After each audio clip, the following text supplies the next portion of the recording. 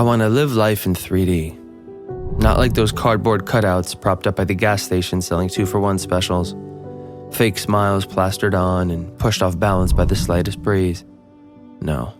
Put me inside, next to the bin with the scratch-offs. I'm feeling lucky.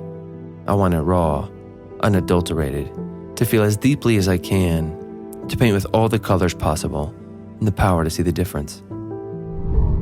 Monochrome gets boring. What about amethyst and fuchsia? We like binaries because they're simple. Good and evil, yin and yang. But you pay for it. People who can identify the full spectrum of emotion do much better at managing the ups and downs of ordinary existence than those who see everything in black and white. It's easy to put things in predetermined boxes than spending time actually thinking about them. How much of life do we live like that? On autopilot, in our heads running the same scripts without ever revising them. As narrators of our own story, we're faulty at best, and at our worst, completely wrong. Labeling ourselves by what we believe to be true, and often isn't. I'm bad at math, or I don't dance.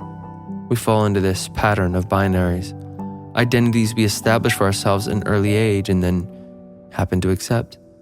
And as we grow, we continue to believe in old narratives that no longer serve us. We self-identify with these stories in our head, and the easier they become to tell. But stories matter. Words matter. In English, we often express emotions with the phrase, I am, as if our entire being is comprised of a certain feeling. I am happy. I'm sad. Like we've donned the feeling permanently. In Spanish, they express it differently. You have more choices. There's an option that's permanent for things like name and where you're from. But there's a version that's more fluid, which you can use to express location and emotion, because emotions are temporary. Yet, we're afraid to accept them. In a culture of silver linings and good vibes only, we've created hard lines between what you are and aren't allowed to feel. And research shows that attempting to minimize or ignore thoughts and emotions only serves to amplify them. Rather than running from them, what if we learn to embody them more, face them head on, see them for what they are? Information. Without signposts and guardrails, this life can get confusing. We might be ignoring the best compass we've had within us all along.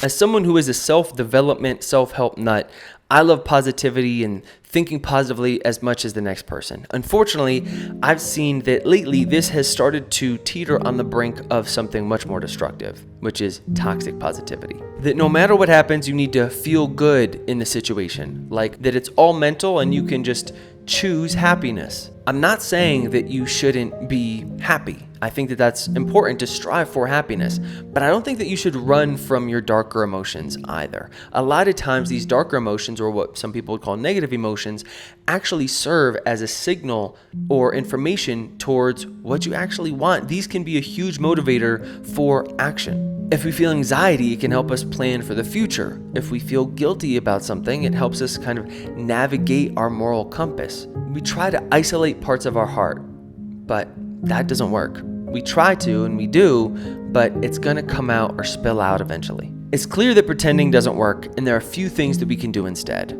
First of all, showing up. This is the hardest one. This is why this is the first step for a lot of different substance abuse communities. It's showing up, it's acknowledging it, the awareness, and saying, this is what it is, I'm feeling this, taking it head on. Showing up, being able and willing to feel all of the feels. Avoidance is the enemy of great. Particularly avoidance of discomfort is the enemy of growth and change that leads to flourishing. The second one is stepping out.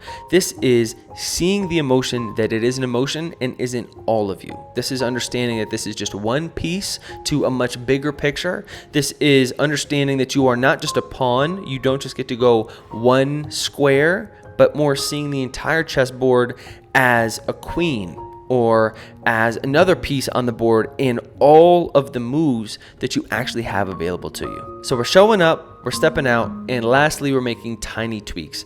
These are what Professor David says are, if you're just moving the boat 2% in terms of directionally, over time, you can end up in a completely different place with small incremental changes. So this doesn't mean you have to change everything all at once overnight. This is showing up. If you want to be more vulnerable, be more loving, show up and tell your partner that you love them tonight. Try to do that every night for a week. Small things, small behavior change can lead up to big differences over time. The paradox of happiness is that deliberately striving for it is fundamentally incompatible with the nature of happiness itself. Ironically, it's our obsession with happiness that often keeps us from it. This focus on being happy shifts our perspective from others onto ourselves. Our worldview changes from macro to micro. And coincidentally, it's often when we're giving to others that happiness inexplicably finds its way back to us.